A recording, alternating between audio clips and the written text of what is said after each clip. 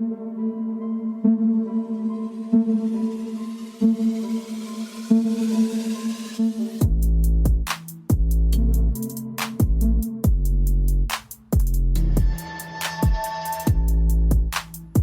up, everyone? Welcome to the podcast. I'm your host, Isaiah Copon. It's February 13, 2023, and this is Lift and Learn episode 115. In this episode, I'll talk about vegan protein sources. We know that protein is important when it comes to improving your health, even if you don't exercise regularly. So I'll talk about certain protein sources that you should add to your diet if you're vegan. And then in the second topic, I'll talk about how you can actually fix hypermobility issues you might have throughout your body. So some strategies on that front. Before that though, I'll talk a bit about what I've been up to lately, and that might include fitness related topics, and it might not. If you want to follow me, your host, on Instagram, it's isaiah.copon, and you can also check out my website, isaiahcopon.com. The podcast is on Instagram at Lift and Learn Podcast, on Twitter at Lift and Learn Pod, and also on Facebook. You can just search Lift and Learn Podcast. With that being said, let's get into it. Regardless of how much weight you need to lose, resistance training is the key to losing weight and keeping it off. I don't know how many times I have to say it, but the more I say it, the easier it'll be for me to explain it to my clients I have or future clients who are looking to do exactly this. I've mentioned before, it's the only form of activity that'll raise your BMR. That stands for basal metabolic rate. This is the amount of calories you're burning at rest. Since you're building muscle training this way, that's an active tissue and requires your body to use more resources throughout the day to maintain it. The more muscle you have, the more calories you burn at rest. Simple. Resistance training or strength training with weights, this kind of exercise actually leads to this afterburn effect, so you're burning more calories after you finish up your training day. Now, it might not be that many more calories above what it is regularly, but it's better than nothing happening afterwards. This kind of training definitely doesn't negatively impact your metabolism. If anything, it has a neutral to positive benefit. Looking at things in the long term, it's going to be a positive benefit for sure. You'll burn more calories than you would without the exercise. Now, of course, resistance training also helps you maintain and gain muscle, so you're increasing strength and improving fitness overall.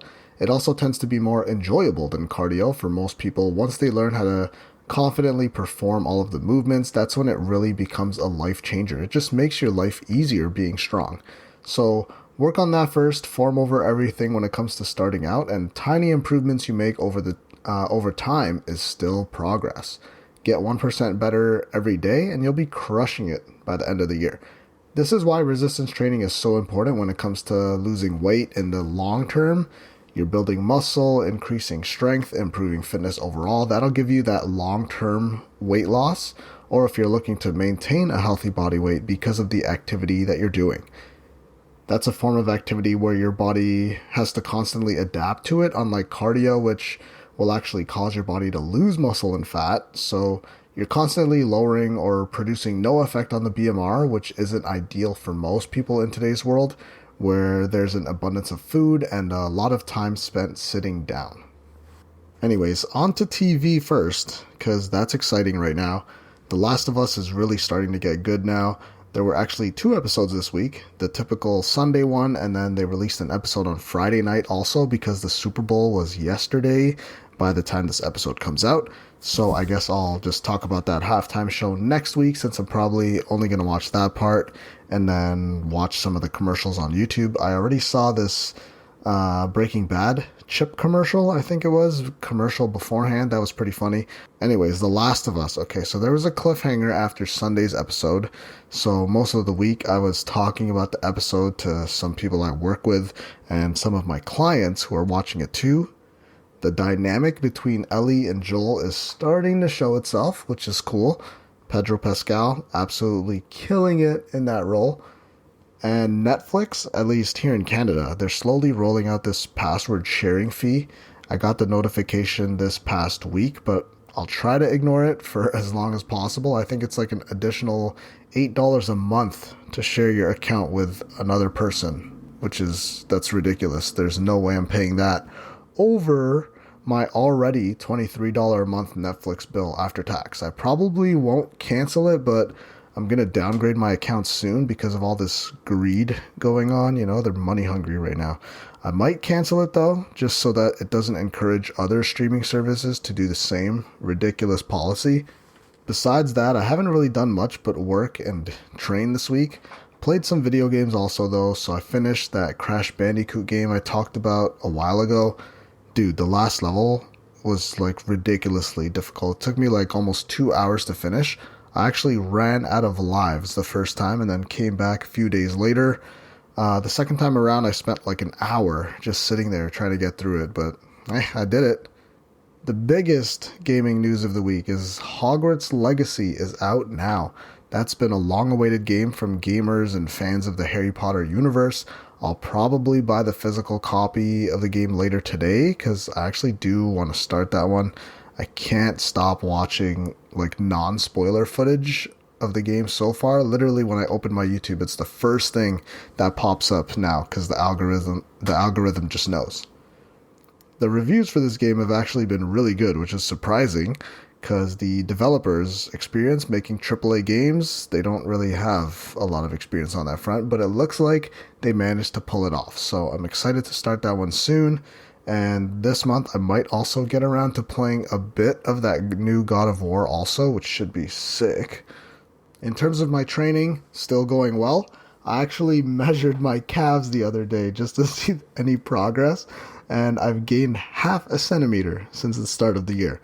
Again, not much, but I'm working on it. Half a centimeter a month is 6 centimeters the whole year, so it'll be great if I can just keep that going.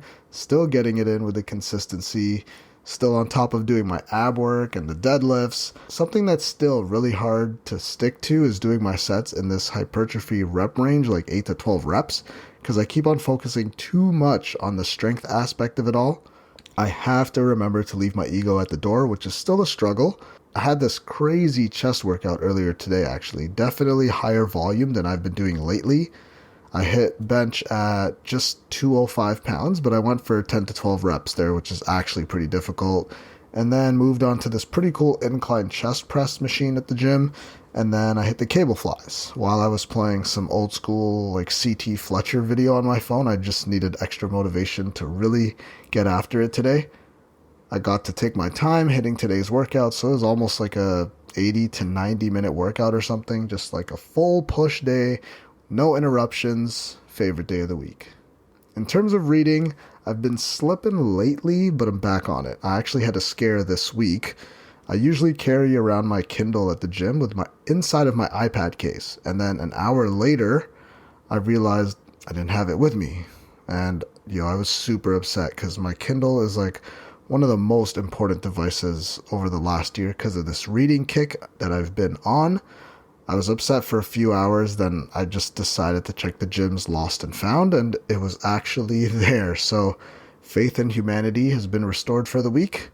I've gone through 2 books now since the start of the year. One book was Ignite the Fire by Jonathan Goodman. That's a pretty good personal trainer book, how to build a business kind of thing, how to be better at your craft. And then I've managed to get through the Resistance Training Revolution by Sal at Mind Pump. Great info there. If you listen to the podcast, a lot of the information is repeated in that book, but I just love having like a physical copy that I could just turn to a certain part of the book, refresh my memory on certain topics. Basic but important stuff for everyone. I recommend it. Easy read, easy read, easy follow. It's easy to follow. There you go. Upcoming books that I'm about to go through. Breath. Still have to finish that one. Almost done though. I think I got 2 chapters to go. And then I actually got this book from my client, just borrowing it, which has been on my list for a while. I actually do have it on my Kindle, but I have a physical copy now of The Power of Now by Eckhart Tolle. Probably have that one for just a few months. So that one's going to be my 5 pages daily. That's the one I read, like 5 pages daily, because the chapters actually line up pretty well for that one. Question 1. What are some vegan protein sources? I've mentioned it a few times on here, before, but I've had an increasing amount of clients who are vegan, so I've been touching up on my own knowledge of the subject, so I figured I'd actually dedicate a topic on here in some way that'll benefit you guys, the audience, and also me, because I'm saying it out loud, and it'll be more ingrained into my memory or my brain. First off, when it comes to traditionally recommended protein requirements per day in the fitness space, the usual recommendation is to take your body weight in pounds and eat that many grams of protein per day. So a 150-pound individual should do their best to get 150 grams of protein every day to optimally grow muscle, or at least maximize the amount of muscle you can put on. You can build muscle on a lower protein diet. It just becomes easier if you give your body more than the modern day diet we've evolved into eating. As a vegan, it's actually super hard to eat that much protein, especially if you're not even thinking about it. I'd say it's impossible to eat the recommended guidelines of protein if you're like someone from this space. But if you're lifting weights, exercising, it's a good idea to push that protein intake as much as you can. An increased protein diet, for the most part, will only improve your health, regardless of if you exercise or not, because protein has many other benefits besides just packing on muscle. That being said, if you're a vegan and want to increase your protein, I have a list here that could help you in that regard. From my research and minimal experience so far, some foods to write down or keep in mind when you're out for your next grocery run. We got legumes, so beans, lentils, chickpeas are great sources. They're also low in fat and high in fiber, which is another nutrient that'll only benefit your health as long as you don't overdo it while making sure you drink enough water also. There's also soy products you can consume like tofu and tempeh, which I still don't know what that is, but one of my clients brought it up. I'll take her word for it. There's also soy milk, edamame, nuts, and seeds. So think about almonds, cashews, chia, and hemp seeds. They have small amounts of protein in them also. Even rice has trace amount of proteins in it also.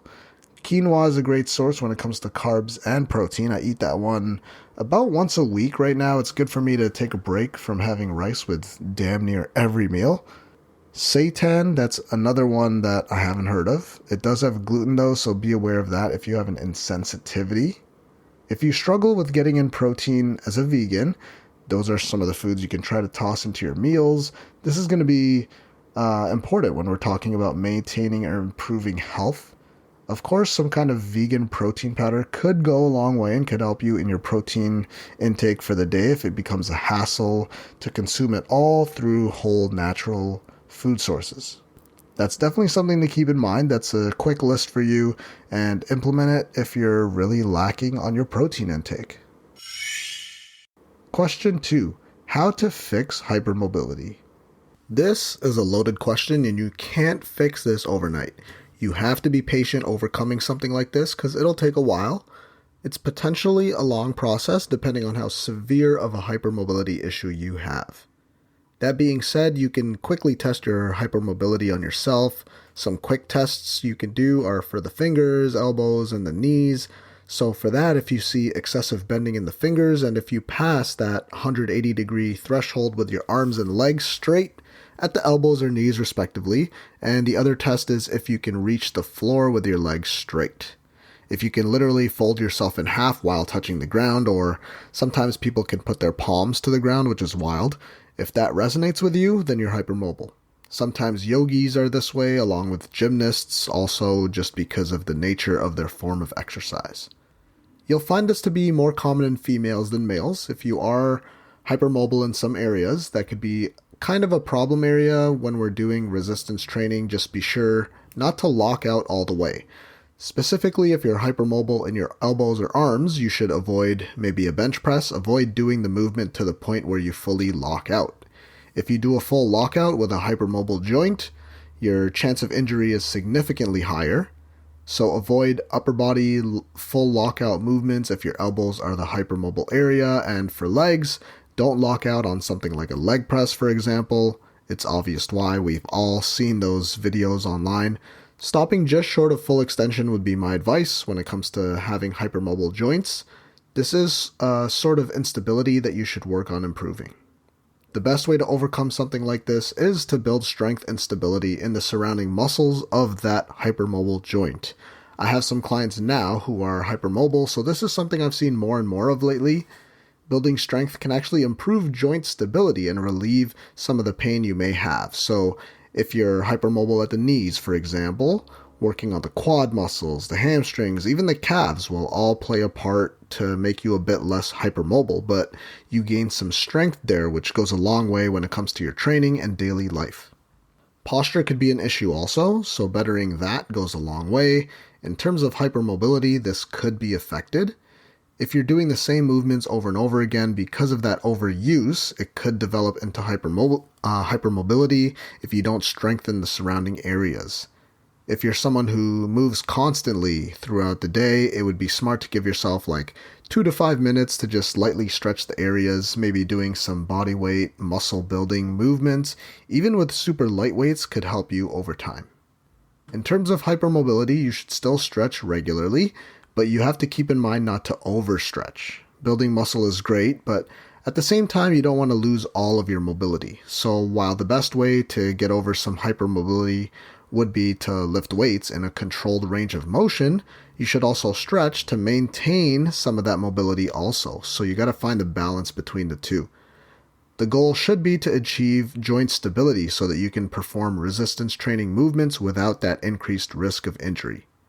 So basically, to sum it all up, the best thing to do is to strengthen the areas around the hypermobile joint, stretch a little bit less and a bit less intensely. Stop before lockout on movements in the gym because I've seen too many of those leg press videos where the leg just bends in the wrong way it's not supposed to, or loading up the chest press machine too much that could cause the same injury. Focusing on that should yield some pretty great results. Sleeping more and managing stress can also help, so rest is important. That could reduce joint pain if you have pain in said hypermobile joint. So there you go. I think that's about it for today's episode. That's episode 115 of the podcast for you. Thank you for listening. If you really enjoyed the episode or my podcast as a whole, then please leave a review and comment on iTunes or whatever your choice of podcast platform is. Also, if you haven't already, you should hit that subscribe button because I'll be releasing episodes every Friday. If you want to follow me, your host, I'm Isaiah.Copon on Instagram, and you can also check out my website, isaiahcopon.com. If you want to follow the podcast, you can check out @LiftAndLearnPodcast on Instagram, and there's also a Facebook page if you just search Lift and Learn Podcast.